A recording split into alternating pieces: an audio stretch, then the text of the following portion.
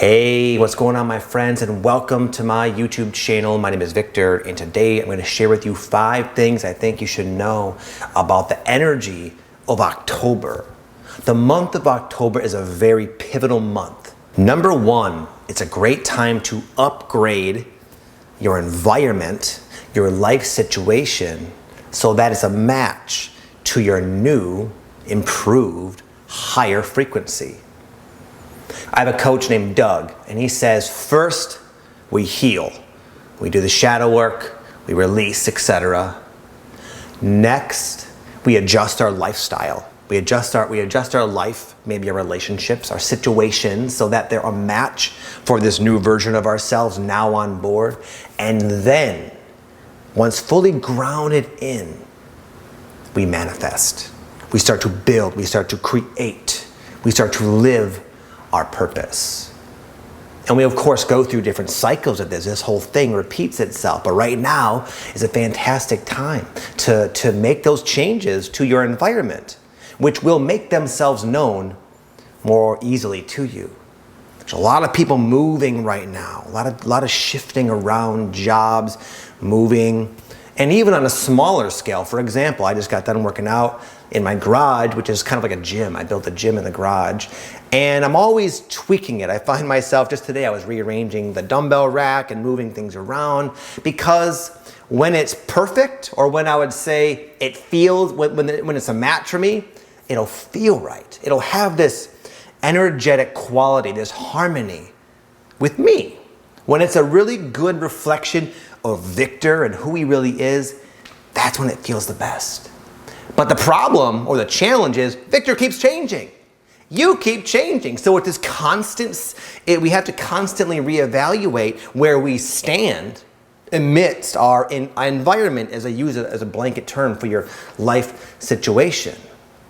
But if you can make those changes, whatever they may be, as challenging as they may or may not be, sometimes it's just kind of fun, like I described, but if you can make those changes going forward, you will manifest very easily.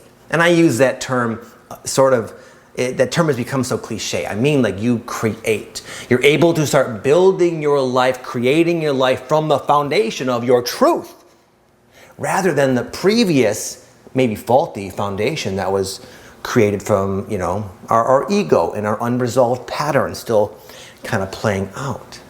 We've done a lot of the healing.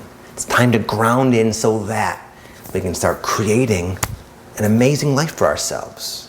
Number 2, parallel to that, you might find that you're going through a bit of a growth spurt yourself. It's a great time to level up, to upgrade yourself, your inner reality, your inner world. I was talking to a good friend of mine named Heather. You might know her from Activation Vibration. And she's getting set to do a retreat, actually, a big retreat with like 100 people. And it starts today, I believe. And I saw her last night. She was saying, boy, I was going through a lot of my own growth, a lot of my own changes. And she was just sort of speculating that, you know what? It really felt like I was going through those changes so that I can be at like a higher level of myself for these people coming to see her at the retreat. That happens a lot, when we're about to step into a deeper level of our purpose, of our authenticity, of our power, of our true worth. We go through a bit of shadow work. And right now, it just so happens to be taking place at a time where you also might be arranging your life. So it might feel like you're kind of high-strung, like there's a lot on your plate, like your nervous system's in fight or flight because you're contending with your own surfacing old emotions, releasing, and feeling compelled to rearrange your life simultaneously. It's a great time, though, to remember that. Because sometimes when people experience these bouts of a great, profound, positive acceleration, they think something's wrong. When you heal, you temporarily feel more messed up than before. And it's because you're becoming aware of what's always been there. And when life starts to speed up, it's a manifestation of you rearranging things so it's more in harmony with who you really are. Both are positive, both imply a bright, very bright future. But when you're in the thick of things, Sometimes little reminders like this can be helpful, in which case I hope I was able to deliver that to you if you're going through this. Number 3, breaking the cycles your parents and your ancestors never could. A lot of all of that karmic, unconscious momentum has fallen upon you, my friend. Love it or hate it, it's a situation. And because you have chosen to wake up, become conscious in this lifetime, you're becoming not only conscious of your own programs that were created in this short little time on earth, but also the depth of all of which you are tied to. Your parents, grandparents, great-grandparents, etc. So you might find yourself going through lessons that are partially yours, of course, but also you can see came from your upbringing, came from your relationship maybe with mom and dad. And those can be the most challenging of all issues to dig into. The past life stuff, all the upper chakra type of healing is more detached, more detached. But when you really get down to that inner child and your heart and how it hurts and how it aches and how most of those wounds that tend to be the core of most of our problems in life stem from mom and dad. Now that's not to blame them. There's no blame. There's no being angry. Every human being does the best they could, and our parents lived in a time when primarily the collective consciousness was far lower. They weren't as aware as you are. We're going through this acceleration now. But anyway, you might find yourself going through cycles that will help not only you, but your lineage and of course, future generations. And I'll real quickly give an example of how it's playing out right now in my life. So over the past 2 or 3 months, I've been waking up very sad. I've been having a lot of dreams as my children, who are now 12, 8, and 5 years old, I have 3 of them, and I dream of them when they were a little baby. And I wake up remembering how it felt to really hold my children at that age. There's such an innocence, the love is so penetrating, so real. And as they're getting older, as you parents know, they start to become their own little version of themselves, their own little character, their own little ego even, and they start to strive for autonomy, strive to become, autonomous in this life because they will need that. And it's been really sad. I've been waking up crying sometimes. But anyway, I can look back now and see my parents weren't aware of this and took the grief they might have been experiencing and sort of, it caused them to kind of cling to me, to prevent me from growing, prevent me from becoming a man in a sense. And it was for their own, I speculate, for their own feelings needs to be met. Because it feels good when your little kids need you. But anyway, all this has been going on in my head, in my body, but it feels really good because I can feel that same desire, that same programming to cling. And I can understand completely why my parents did it. However, I feel blessed to be awake enough to see it for what it is. And to know, even though I want this, it's not what's best for the kids. And even though I'm having these feelings, I'm crying when I feel the need to. I'm not ashamed of that. If I wake up sad, I allow myself to be sad. If I find myself wanting to cling to them, I can see it and I don't let myself, even though there's that urge. So this, of course, is just a metaphor for what you might be going through. And you can just thank the heavens for this level of awareness, that you can see it all the same way I'm seeing all my stuff as well. And it's allowing you to break these cycles for good. Number 4, as I mentioned, all of this is leading to you stepping in more to your power, your purpose, and living your best life. So parallel to all of the things I said, you might also be getting clarity about your purpose, when I say the word purpose, I don't mean this obligation you become enlightened to that you fulfill for the sake of humanity. No, it's more like your purpose is akin to your authentic passions expressed, we'll say. You might be getting clarity to the things, the directions, the ideas that light you up the most. And it might require a modification of what you've already been doing. Because this purpose thing it's this ever expanding dynamic thing. It's not this one thing you find and then you got it in your back pocket and you're good. It's always changing.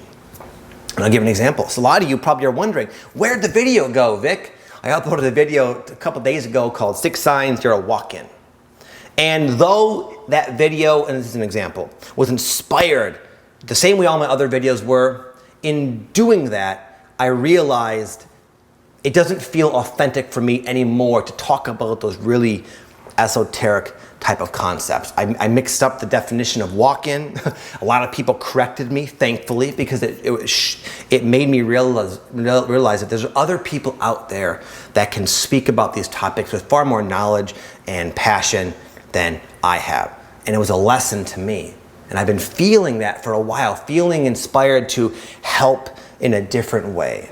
Not a drastically different way, but slightly different. So that's why, if you're wondering why I took it down, it was a lesson for me. Though it was a good video, I did not want it outranking other people who, again, are more knowledgeable about that. And because of my size audience, it very well could have been at the top. And all the other wonderful walk-in videos wouldn't have been seen. Anyway, that's my process. The point is, I had an experience. It was a bit like, uncomfortable, but it was very revealing. And the end result was, now I feel very affirmed on this new direction I've already been feeling called to go down. Okay, so you might be getting your own experiences, illuminating certain truths about yourself and where you're actually at and what you have the potential and capability of doing. And number 5, I wrote down, learning to live and not just survive. Some of you are thinking, Vic, I'm already alive. I don't need to learn to live. I get it, but what I'm trying to say is that it's a time of really becoming aware of maybe how much there's a lack of real presence in our day-to-day life. There's an opportunity to become really content with very little. I've been on this awakening path for a very long time, and I've been able to manifest most of the things I wanted, honestly. And a lot of them seemed extremely far-fetched in terms of my lifestyle and abundance and where my purpose has taken me in relationships. All these key areas of my life I've manifested in ways that have been very surprising to me, just how awesome life can be. And yet, in doing so, thankfully, I've realized that I didn't need to do all that manifesting in order to be happy in the here and now. And in doing so, it doesn't guarantee happiness at all. I can look back at times in my life where I was very content. One of them was when I was in this drug halfway house at 19 years old. It was this crummy little apartment. I didn't even have a car. I rode a little kid's bike, a little kid's like BMX bike everywhere. And eventually got stolen. I had like 5 roommates. Some of them were more working the program, we'll say, than others. And I ran and got snobby people their cars. I was a valet attendant, and I was happy. I will never forget how good I felt going to bed every night in this crappy little bed with these original shitty sheets and toilet, sheets and draperies that was given to me like a year and a half before. And I would scribble in my notebook, and I would journal, and I would contemplate, and I would explore my relationship with God, as I called it at the time.